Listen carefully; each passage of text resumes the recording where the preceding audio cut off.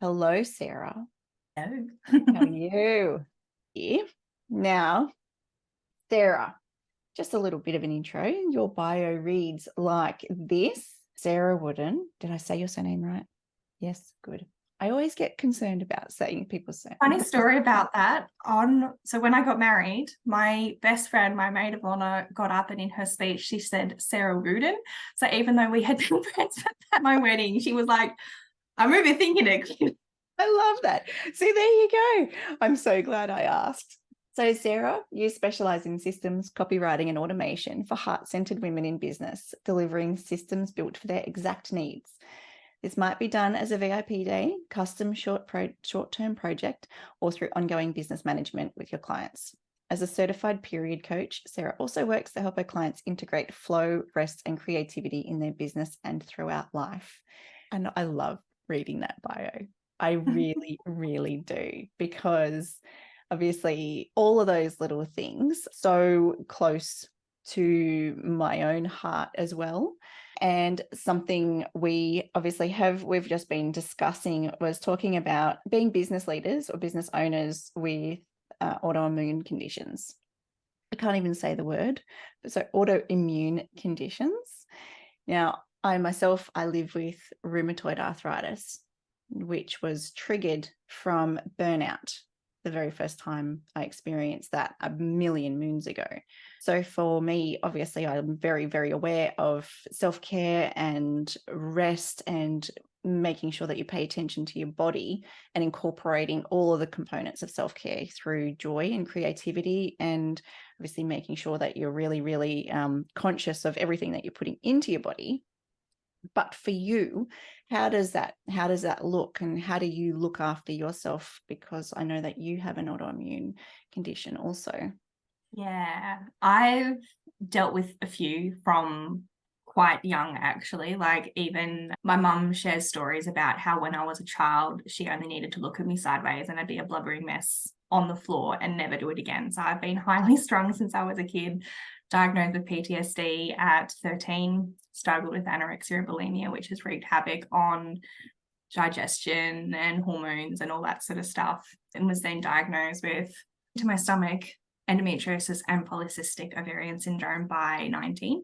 I had chronic fatigue since I think I got my formal diagnosis for chronic fatigue at 17, 18, somewhere around there. And I've got hyperinsulinemia as well, which comes from like the PCOS stuff. So my blood sugars sometimes do weird and wonderful things. So for me, a lot of it relates to hormones and relates to my cycle, and really needing to be quite protective of that. And that's a really interesting thing in our world, because we're not built, like, our world is not built around being able to just retreat for 3 days and turn everything off. Like, that is not how our world is built. It is built on suck it up, take a Panadol, keep going. Like, no one needs to know, no one should know, like, don't talk about it. Yep. I've been hospitalized with pain from endometriosis and polycystic, like, ended up in clinics. When we posted from Darwin to Adelaide, I got sick partway through the trip. We ended up in Port Augusta at the clinic there, with me thrown into a back room getting injections of anti-nausea medication and painkillers because I couldn't sit up. I was vomiting and was so sick. I haven't been sick that severely since I had kids. And breastfeeding, it does change the hormone levels, and combined with the period coaching stuff, I'm much better now. But like, that is not a level of just go to your job. Like, that's not a level of just suck it up and take a Panadol and keep going. And our world is not built around that. So for me, being able to have a business and a client base that understands that, and when I say, hey, look, I'm tapping out for a couple days, we've got plans in place around that. So I know what's coming up, and I know when the priorities are and when the due dates are, and I can build my business and build my communication and my workload around the fact that I need to tap out for a couple of days, because if I don't, that's when it gets bad. Changes life, and it changes how you do business significantly. How long ago did you start, knock on wood? Officially 3 years, I think. but it was unofficial on the side for about 12 months before that. The most, in life when there's those situations that just happen and you're like, it was just meant to be. I have a background in hospitality, in retail. I managed telco stores. I managed bars and venues like that. Even worked trades assistants for a while. Like I've done all these things, did reception work, did admin work, done all these things, and then had kids and left the workforce for quite a while. And then about 4 years ago, there was a business owner that I knew who I could see was drowning. She was really, really struggling. And I put it out to her. I'm like, hey, look, I've got this background. If you want some help, let me know. And so it took her a little while to come back to me and be like, actually, yeah, let's give it a go. And that was my start. That was my testing ground into what do I like, and seeing the potential for systems, because I could see in her business, everything was so manual. She had this beautiful, thriving community and clients who loved her. But every time someone wanted to book in, there was an email that would go out with, hey, I've got these 3 slots available. And then everything would be booked in manually, and forms would be sent out as Word documents and then saved onto the computer. Like there were all these steps in place. And as a brand new VA coming in, but with my background in what I knew and having run my own businesses before, I saved her about 10 hours a week in the first, 3 months. We managed to set everything up within that time that saved her that amount of time. And it was this feeling of relief of like, I can breathe again. I've got time to be a mum again. I've got time to walk on the beach and those things. And that was when I was like, oh, okay, like this is powerful stuff. This changes lives. And everything just built from word of mouth. And I had a client load of 4 people by the end of that year. So I think I started mid-year. By the end of the year, I had a client load. I was like, oh, okay, maybe I should make this official. And so the following January was when I, registered all my ABN as a separate entity, and registered business name as a separate entity, and got all the logos done and all that sort of stuff. So yeah, that was, I think, 3 years ago. That's pretty amazing. Pretty amazing, because you've got a small team of subcontractors as well, don't you? Yeah, just small. So I've got one person who does 8 hours a week for me, and then I've got another couple of people who come in as I've got the workload for them. And ideally, I would love to bring them on more, but that's that balance of me having enough work of the right work that I can then give them. So that's what I would really love to see, is be getting into some more of these projects that change lives. These are the systems. When we set up the systems and we set up the templates and the automations, that's the stuff that gives people breathing room. They don't wake up at 2 a.m. being like, oh, I forgot to send that email, because it's all there. They don't resist sending the follow-up because it's templated. When you subconsciously sabotage yourself because you're like, oh, I'm a bit scared to send that email and ask for a review. If it's already templated, it removes some of that obstacle. When we've got our systems in place and we can have a look at all of the people that you've spoken to and collect, all of the information, you're not bouncing back and forth between emails and trying to chase things. I've seen people spend 3 hours a week managing a podcast with all the emails that go back and forth. But if we set up the system and we have a form and we have a plan, it takes the pressure off. Absolutely. So that's the stuff that I love. And I would love to bring on some more of those things where I can impact people. And I've also got these people in the sidelines that I would love to champion and, be doing more for them. It's just that growth phase at the moment where there's too much for just me. Yeah. But not quite enough to have someone in a larger capacity just yet. So that's the goal. It's a really interesting line. And I think that's the bonus of being contractors in this environment. Across our industry, we have so many different skill sets, and you can pick and choose basically what your specialty or your area of expertise becomes based on what you love. And it's for some people, it's going to be creating graphics or templates in Canva. For other people, it might be creating templates in Notion or Monday, or it might be understanding all the different automation platforms, being able to set up all of these different things, literally, like you're saying about setting things so that they just run with a flow. To go back to that, you made a comment about when you relocated. So your husband is ex-defense, correct? When he was in the Defence Force, had you ever considered working for yourself? Always been that sort of person. My very first business came to a very sad and tragic end. I used to make biscuits. My dad was ex-defense as well. He left RAF and we moved to a very small defense surveillance base. So there were 9 houses there originally. It grew to 12 houses. Very big, very exciting. And I loved baking. So I used to I emptied my sewing basket that I got from one of my grandparents for Christmas one year, and that was like my little sales basket, and I take slices of biscuits around. I also homeschooled. I'm sorry, give me one moment. Yes, Lydia? Would you guys like to watch a movie? Okay, go turn on the movie. Turn on the TV. Off you go. A true testament to the flexibility of having your own business, isn't it? And the perks of Chrome, because I can control it from my phone. Again, with technology, you are the system queen, I tell you what. We don't have free-to-air TV, so it's all streamed through Chromecast, and I can control what goes on and how much of it goes on. It works so well from my desk. It's brilliant. But anyway, so I used to go around and sell cakes and biscuits and slices and whatnot.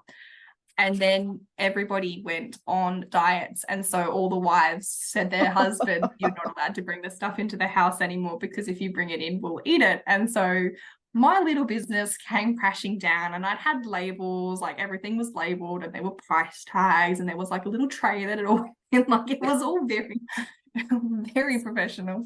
But yeah, so I've always done, babysitting. I even tried network marketing for quite a while, and I learned a lot, but I'm also very, very glad to be out of the industry because there was a lot of toxic stuff that happened. I'd also never heard of personal development before. I'd never heard of reading, non-fiction books for the purpose of growing your mind or the power of community. So there were definitely things that I learned. Also very happy to be out of that now. We DIY built a tiny house on wheels, and I had so many questions. And so I ran a consultancy business, or tried to run a consultancy business for a while, teaching people how to do that. That's one of the interesting things, though, is there is so much information for free online. I did not do my market research and see if there was a space for paid consulting on there. And if there was, how to get into it. I was speaking at all sorts of events. I was lined up to speak at off-grid living festivals and all of this sort of stuff. It was amazing. I built quite a network. The market research, though, didn't match it being a business that I could really tap into. Yes, I've done lots of different things. I've always been one of those people who wants to keep busy. Yes, I have worked for myself in different capacities over the years. Such an entrepreneurial spirit. It's one of those things, isn't it? I think, like, even personal development, a favorite quote at the moment is that being a business owner is the biggest personal development session you will ever experience in your life. It is an everyday thing. You learn something about yourself every single day. But in that, like, I'm so intrigued about period coaching, because now, obviously, like, I know you and I see what you share online and the information that you put out there and the support and the encouragement and the guidance that you give to people in business about working in conjunction with your cycle and understanding when you can go and when you need to go slow. And I would love to know what or how you found that, and then what really drew you into learning more about it and then incorporating that into what you do as a business manager, but also obviously as a leader in the space of the virtual assistant industry. I hadn't ever heard of period coaching, even though, like, I had been on all sorts of medications and all that sort of stuff. There was never a solution. Everything was always a Band-Aid fix.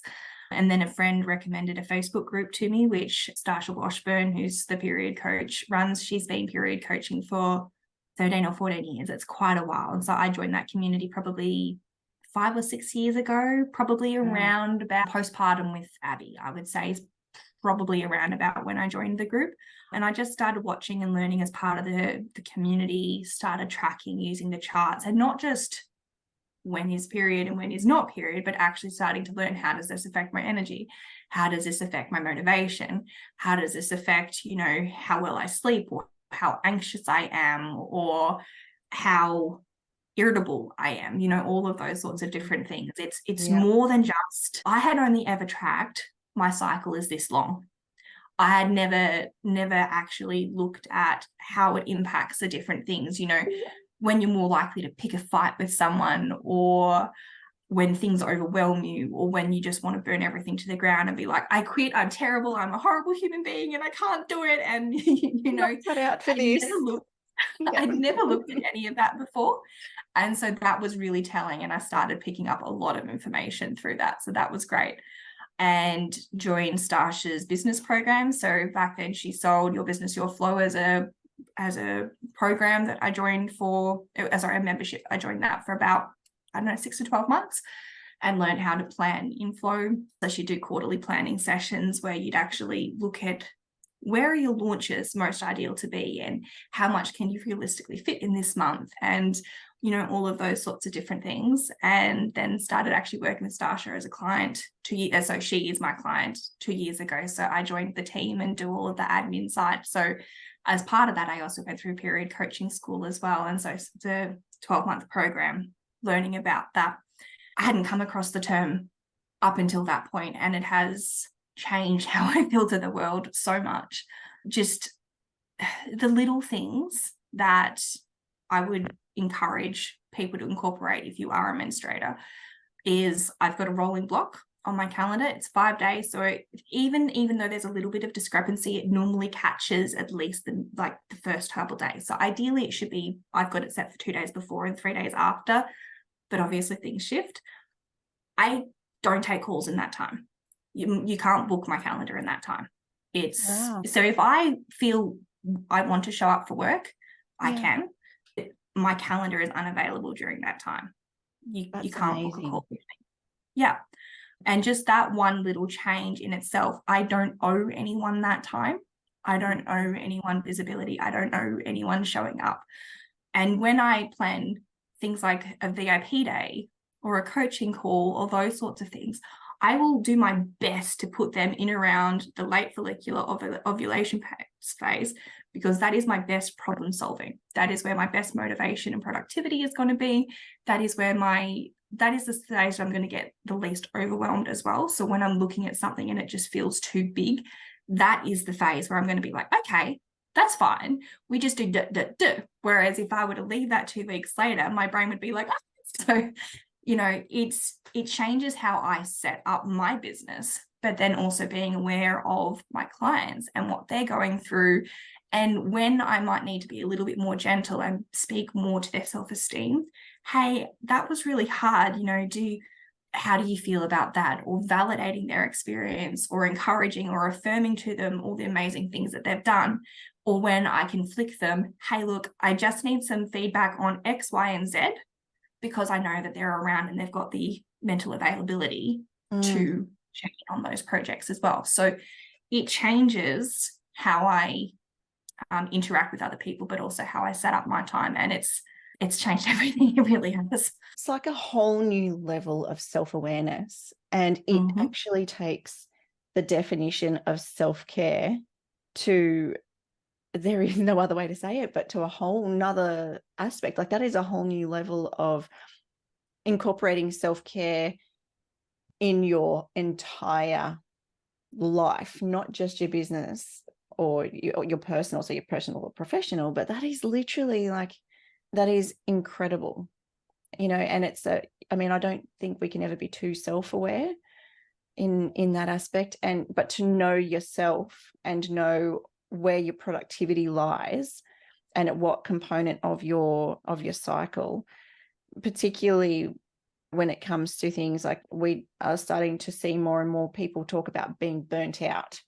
And obviously that in itself affects your hormones. When you start to become stressed, you're taking on too much stuff, everything is completely thrown out by that.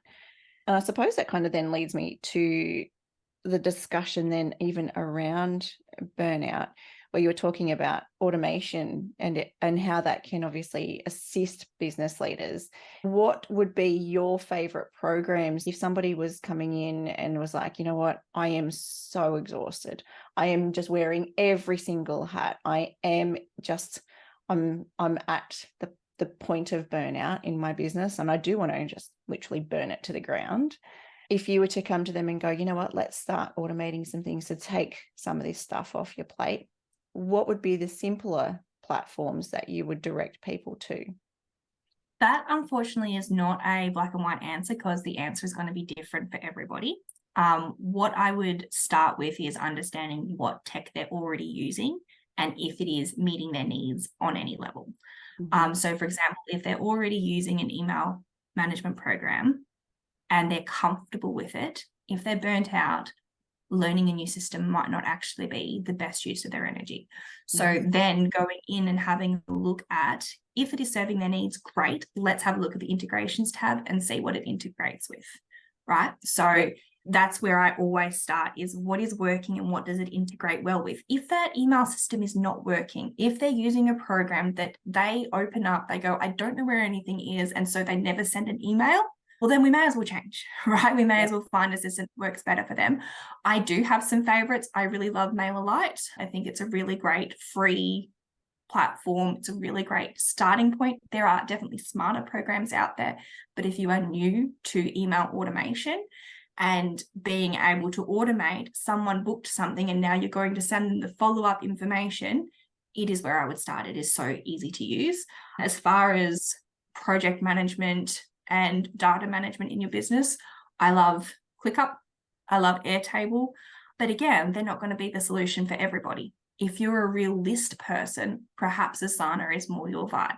If you're a real visual person, perhaps Trello is your vibe, especially if you're not managing a ton of information. Trello worked beautifully for me for the first probably 12 months of my business.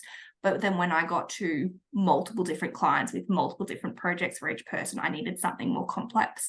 But in the early stages, Trello was beautiful. It's like sticky notes. It's like sticking sticky notes all over your screen and having, all of that sort of stuff there and being able to put images in them. So I would say there is a single solution. There's definitely programs that I love and I lean to when someone is looking for, I just need something, and they don't have a starting point. But if you do already have a starting point, I strongly encourage having a look at the integrations tab and seeing what it is set to integrate well with, because if you are using things that they have already done the back-end code for, it's going to make that process a whole bunch easier. And as far as processes to start with, the place that I see people being the most burnt out over is the client and communication. So the lead and client communication. So that whole process from someone inquires, you follow up with some information, perhaps you book a call, or maybe you just have a proposal that goes out, whatever that particular phase looks like, then the onboarding process and the follow-up process.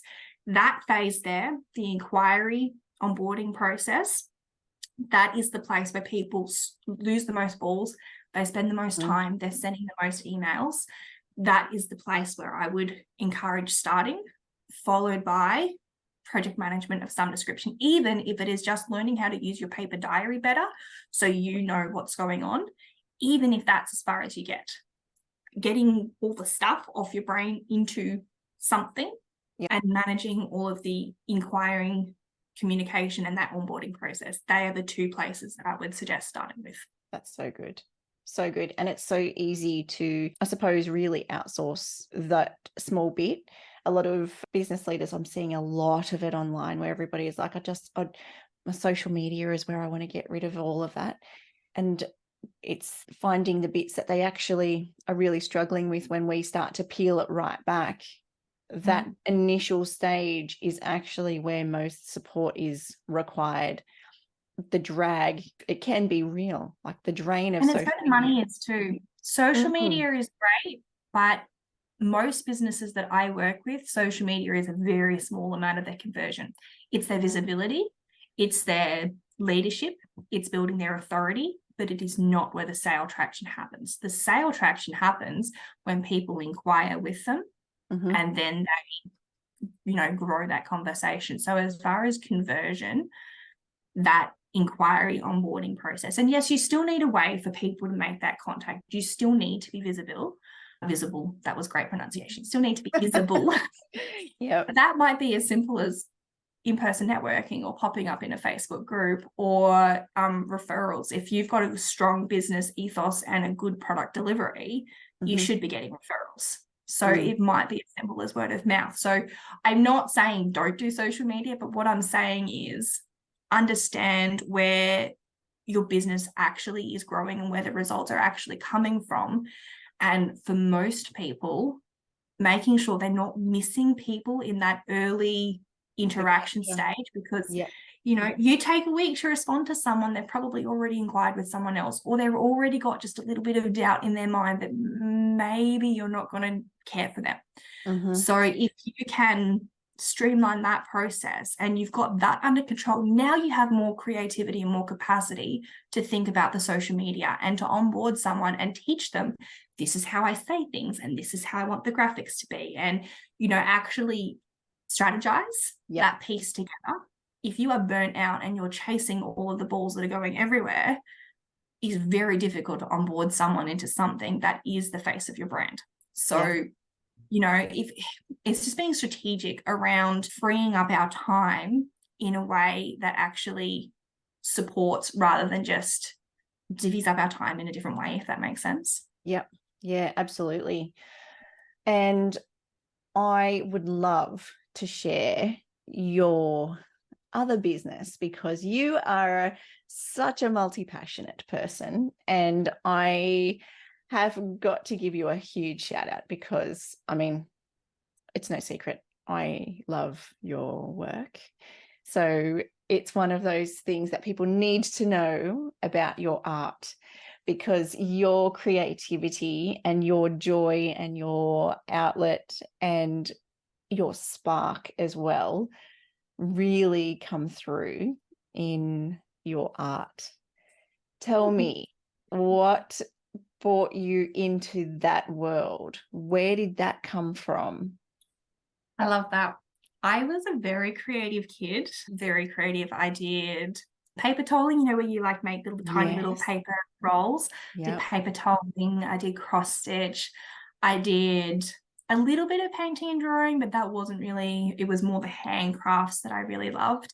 And then I got busy, I became a mum. I also had some external criticism from family members who, rather than being like, hey, I really love how you did that, they were like, oh, but the light should be there, or that line's in just the wrong spot. And it kind of, I love feedback, knocked my confidence a little bit, especially when they were people who knew art more than I did. I've got artists in my family.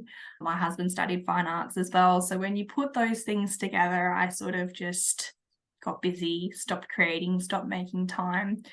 And then it was 2 years ago, almost exactly, I think it was October 2 years ago, living in Victoria through COVID, life was very, very heavy. It was very dark. There was a lot of hurt in the community. Just the changes in, at one stage, our playgrounds were closed. We couldn't go more than 5 kilometers from home. We're only allowed outside for half an hour a day. It was very heavy. And I really struggled, and I reached out to an artist friend and I asked for mentoring. So I did a watercolor program and learned the basics of watercolor, because I'd only ever learned from books. I'd never had lessons. So I'd only ever learned from books. I didn't have a foundation to really build on. So it was only 2 years ago that I started painting. And you would like, I look at your stuff and I would never have. And I was so thrilled with what I was creating 2 years ago. And I look back at it, I'm like, oh, wow, I've learned a lot since then. I was so thrilled and so proud of myself. And it just brought some magic back into my day. Instead of being like this mundane, we get up, we eat food, we do work, we go to bed, or we watch some TV first and then we go to bed because there was literally nowhere else to go. It just brought something else back into the day. And so I was painting a lot after everybody went to bed, and so I'd play some music just quietly because everyone was sleeping, and I would just take half an hour to myself or an hour and paint. And I love gold, so I wear silver jewelry, but in art I love gold, and so I would put gold elements through everything, and it just brought some magic back to my day. And it's grown since then. It's, I've realized that the people I want to support are the homeschooling mums, because as you've seen, there's always someone that needs your attention. Mums in general always have someone that needs their attention, but as a homeschooling mum, when there is not I drop the kids off and now I have a couple hours to breathe, there is no time when someone doesn't need your attention. It is a whole other level. And so if you want to take time for yourself, either it needs to be compact because you're probably stealing 15 minutes after they go to bed, or it needs to be accessible to do alongside of the kids. It's unusual for homeschooling mums to be able to take an hour during the day to do something for themselves. It just doesn't really happen. So either it needs to be done alongside of the kids, or it needs to be really compact stuff that you can do easily and without a lot of hurdles of overthinking or needing complex supplies or anything like that. So what I've started teaching is homeschooling workshops just once a month. We just pick one piece. I've got, I think, 6 families that I'm teaching at the moment, which is fantastic. We're just meeting on Zoom, or I send a replay out. And we're just slowly learning some different techniques, different results, and really encouraging, if all you've got is a $2 set of watercolor paints, that's fine. Let's do it anyway. And if all you've got is, cartridge paper out of the printer, that's fine too. Let's do it anyway. So I've got a real big philosophy on use what you have. We don't need to put any rules or limitations on who is allowed to do art and what you need to have to be allowed to do art, sort of thing. So that's pretty fun. I love that. And that kind of leans into, I suppose, when you are, and this is from being an ex-homeschooler, in that you learn sustainability through a different lens. And it is often about use what you've got access to. And because it is something that I kind of really experienced, was that because you're a homeschooler, everything is free. And it was like, well, actually, we live life differently, homeschooling, because you experience limitations, whether that be like you've got to sacrifice things like finances or time. And you really do learn to live differently, I think, and use things differently. And that was one of the things we really started to look at, like using the old school books. So when our eldest, obviously we went into COVID and then we went into lockdown, so we still had all of this material that we needed to use, but using things like understanding that you could use certain textures and water, and it would smear.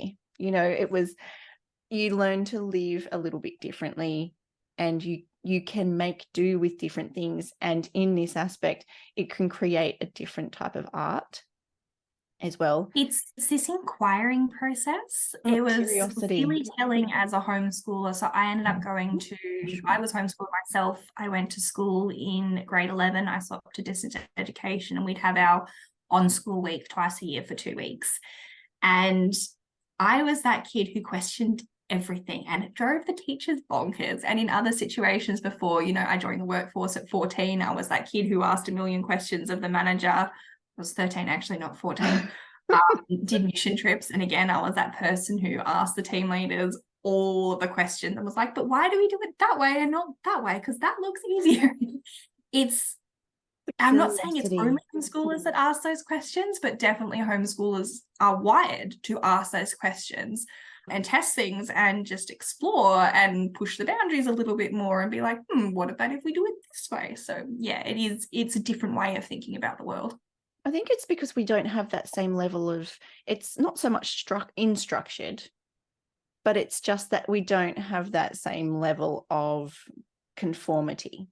And rigidity. Yeah, absolutely. That's a great word to describe it.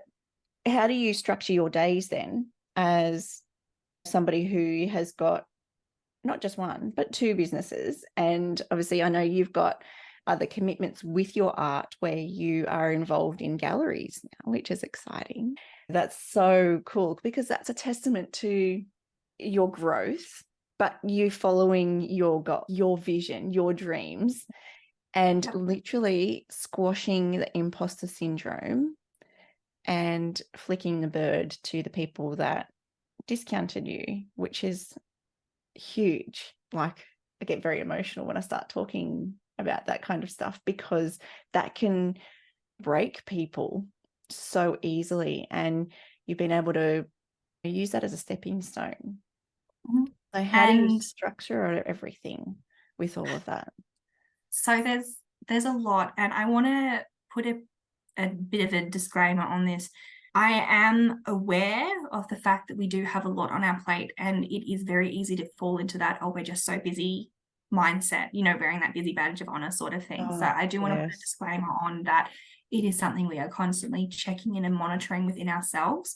And as part of that within my business, I try to make sure that I am working within a smaller capacity, because if I try to do everything at a maximum level, it does not fit.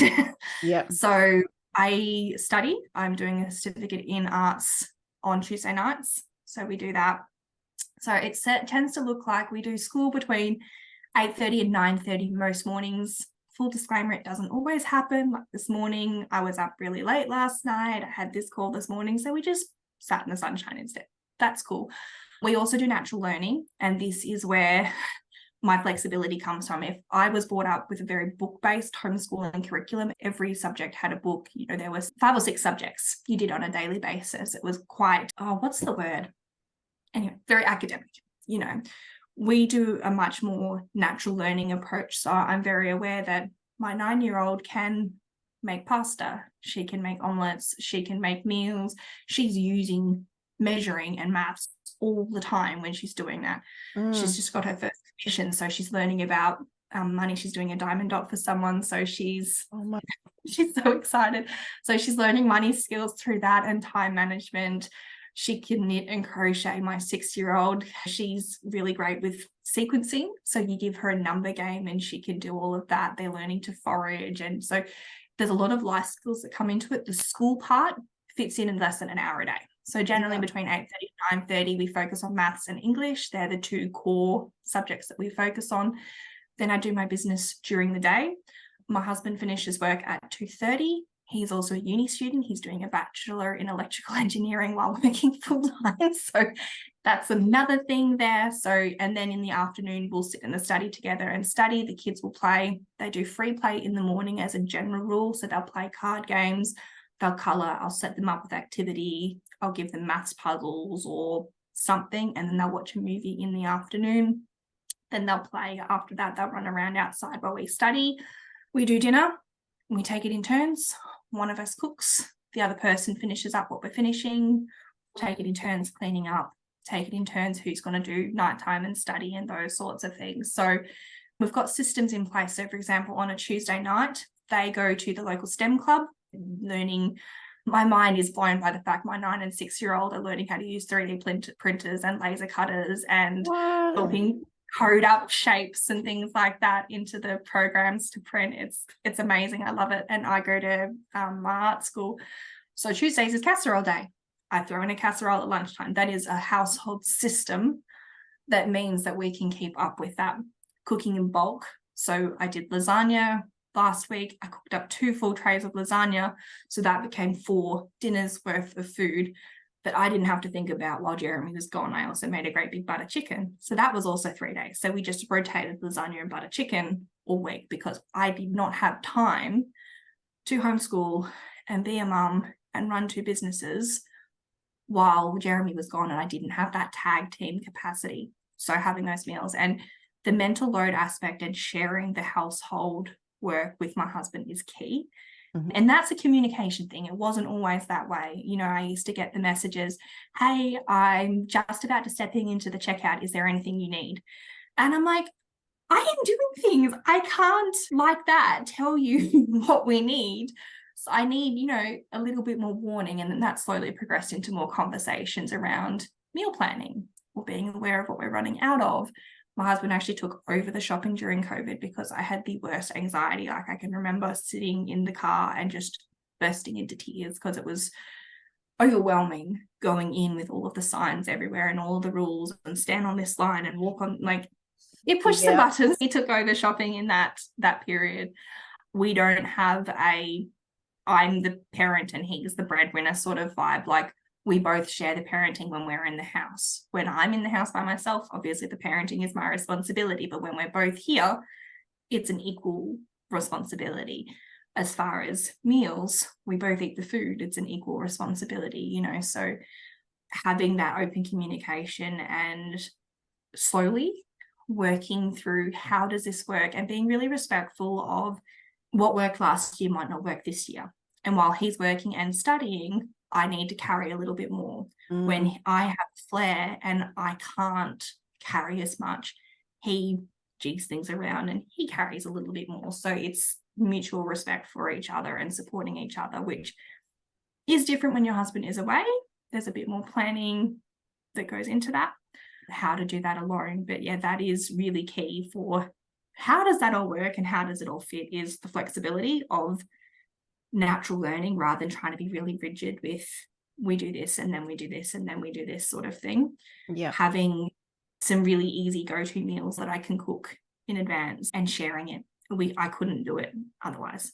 It's funny, we don't really generally think about these little things as being systems in the house. You always think, oh, the word system relates to a business. That's it, but it doesn't. We have systems for doing things and processes at home as much as we do. My kids are responsible for the dishwasher. That's a system. We've got a 2-drawer system. So the top drawer is the taller kids and the bottom drawer is the shorter kids. I love that.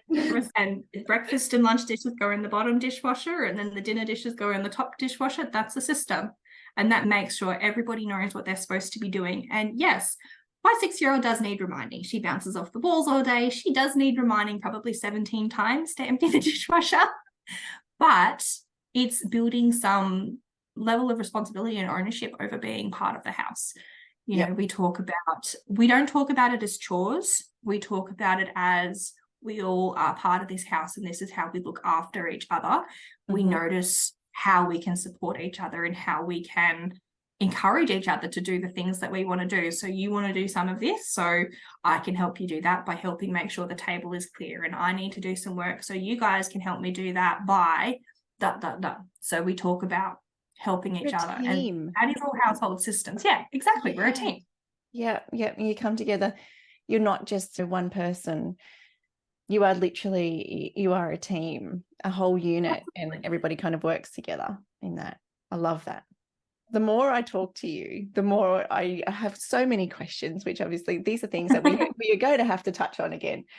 But if anybody wants to find you, where can everybody find you across both of your businesses online? I tend to hang out on Instagram primarily.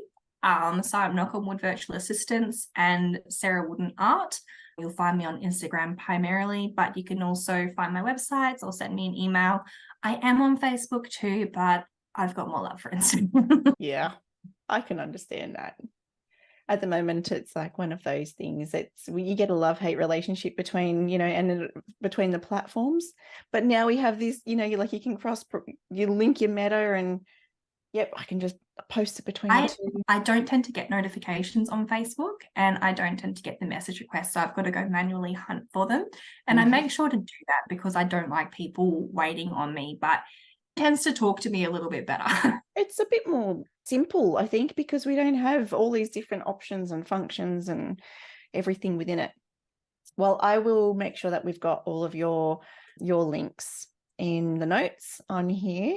And again, if anybody needs some assistance with setting up whatever the system might be, Sarah is definitely a great place to start. And if you want some really amazing artwork, especially because we're coming up to Christmas, teachers' gifts, personal, like your little bookmarks. Oh my goodness. Yes. So good. Excellent. All right. Well, again, thank you, Sarah. It was so lovely to talk to you.